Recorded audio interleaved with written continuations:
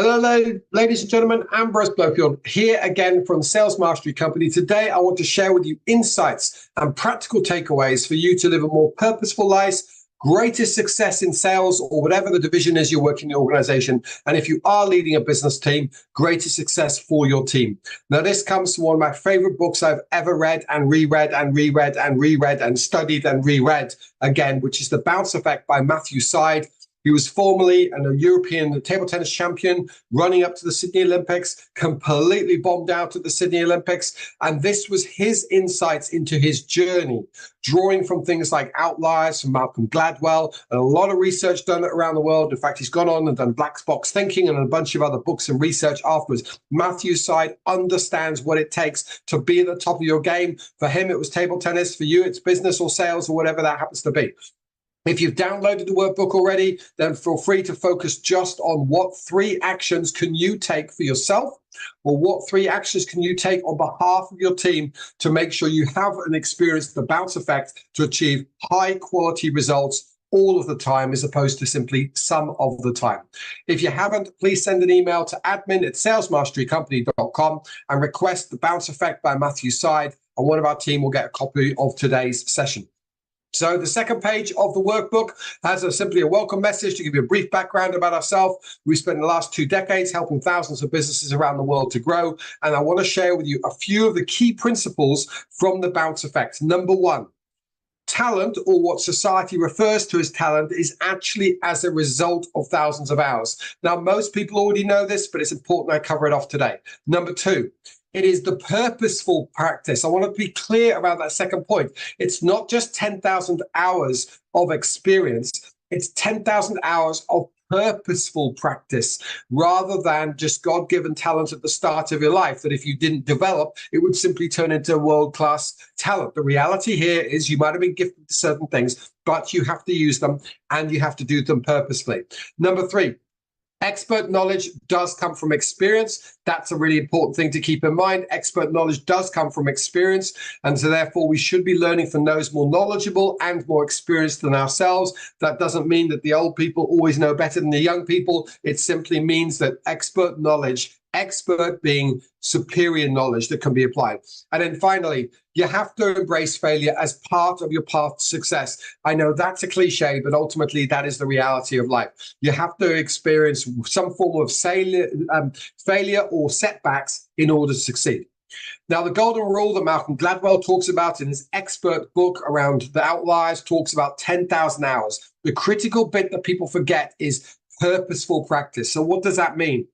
That means if you're doing it as training or coaching, before the lesson or the conference or the event or the training, there's a clear upfront intention of what you're planning to learn and develop skill-wise during that process. And there's a clear review session afterwards. Too often I see salespeople and managers going about clocking up 50, 60 hours a week. And they say to them, well, what did you set out to learn that week? And they go, I don't know. What did you learn this week? And they say, oh, 1 or 2 things. Well, after 50 or 60 hours, you should have learned dozens of things, not just 1 or 2 key things. So it's people typically set themselves up for failure, don't have purposeful intent for their training and their experience, and they don't do the proper review process. Now, one is that the sales manager could step in and help with that purposefulness by asking good coaching questions. And unfortunately, is what we find in a lot of our sales manager programs. Most sales managers do not know how to coach, to get the other person to do the most of the talking, and to encourage self-reflection and self-review. There's too much management and judgment by managers, hence why we have to coach that out to salespeople and as well as sales managers.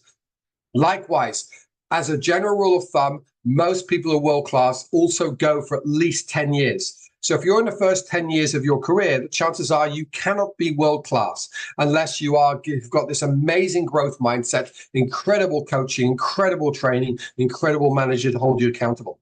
Next up, it's important that we keep raising our standards. So one of the mistakes a lot of people make is they assume repetition is best, repetition is best. And you're absolutely right if you think that way. For some things, repetition is better. Typically, when you think about learning at times tables at primary school, repetition helped because you ingrained some fundamental knowledge or language. But if you stop at that, if all you were learning nowadays was basic spelling, basic timetables, you're simply going to speak with the vocabulary of someone at primary school, or with a mathematical comprehension or analysis of someone at primary school. You have to keep stretching. So it's really important to be mindful around that. It's also important to monitor your internal dialogue, as in that inner voice that guides you throughout your life, whether you're tuned into them full time or not. That inner voice that might have said to you, you're not a maths person, you're not a salesperson, you're not God's gift to X, Y, and Z. Often people can get ingrained into that and they start to believe it. I would encourage you to stop and think, who first said that to you? Was it a teacher? Was it a coach? Was it a manager? Was it a family member or a close friend? And you repeated it and you didn't stretch yourself afterwards. So please be mindful around that. Now, as it says here, purposeful practice isn't easy. This takes discipline. That is the challenge. That's why accountability becomes so important. When we talk to people in our sales academy, a key part of it is that every single week we check in with them and say, have you done what you said you're going to do last week? Why? Because it's not easy to stay disciplined every single week of every single year in your life. That's why it's not easy. It's not complex, but it's not easy to train at a high level, to coach at a high level, to perform at a high level, to keep hitting your KPIs and outbound call rates. It's not easy to do that. So it's important that you got some sort of accountability in place from your peers, from yourself, from your family members, from your friends, from your manager to hold you accountable.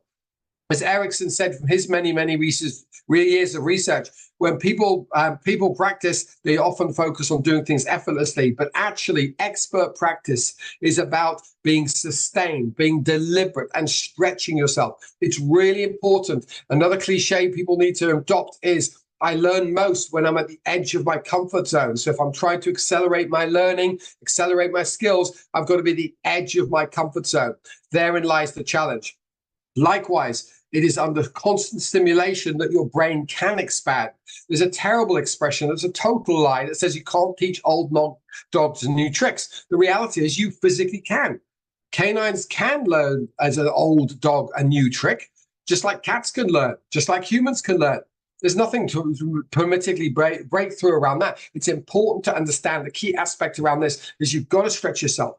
Now, the other scenario around it, what he had experienced at the table tennis, was people assumed that he and his brother were very, very good on the reaction times of responding to somebody serving against them in the world of table tennis. And when they went back and researched it, what they found at Matthew Syed's book was they played in a very small physical building. As a result, their body was backed up against the wall.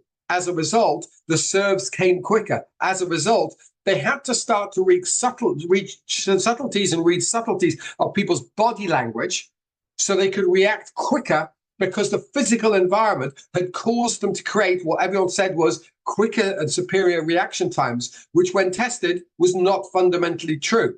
They were doing what Roger Federer, who's also covered in the book Bounce Effect, Roger Federer was able to do, which is to read the way someone's set up for a tennis serve and anticipate based on their long body language what was likely to be the serve out of their hat, what spin was going to have it, what speed it was going to come out, where it was going to be targeted at. And because Roger Federer could read people's body language, just like Matthew Syed and his brother, in effect, people thought they had great reaction times.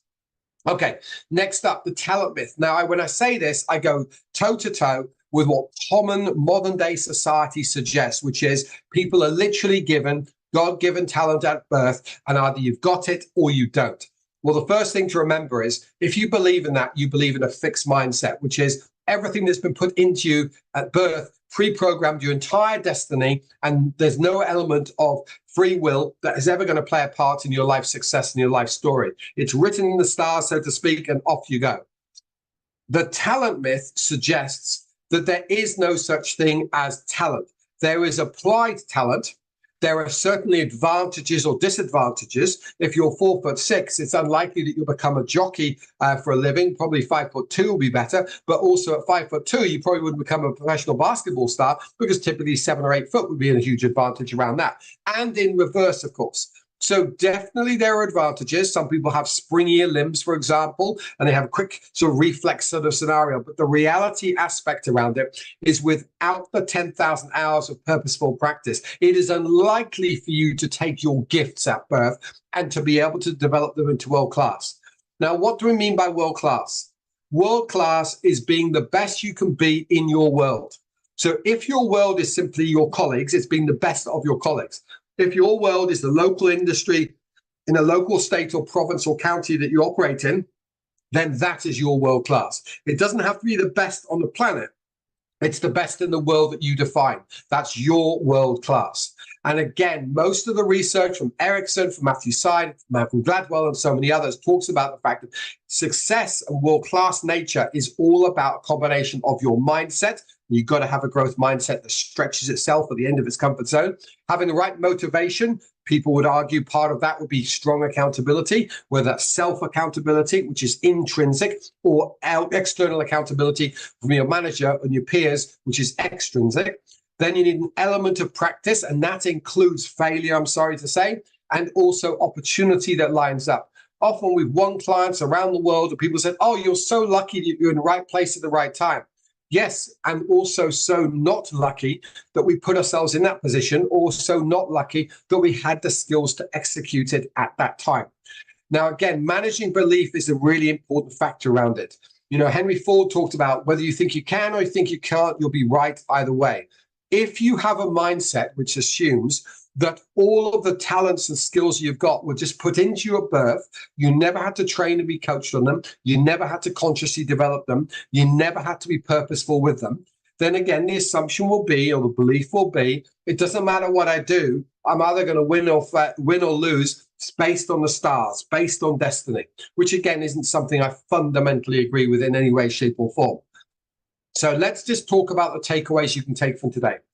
Firstly, if you start to develop more of a growth mindset, you will start to realize the more you do of this, the more you control your own destiny. Remember, you were given free will. You have an ability to concentrate in a client call, concentrate in your week, manage your time.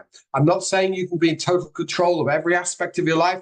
The weather is outside of your control, for example. The political setup's outside of your control. The macroeconomic engine that's going on is out of your control. But there are things within your control. You can focus in that 50-hour week. Likewise, it is hard to be purposeful. Embrace the fact that most of your opposition will not develop the mindset, the accountability, and the discipline to excel long term. Remember, we're talking 10 years here for you to become world class.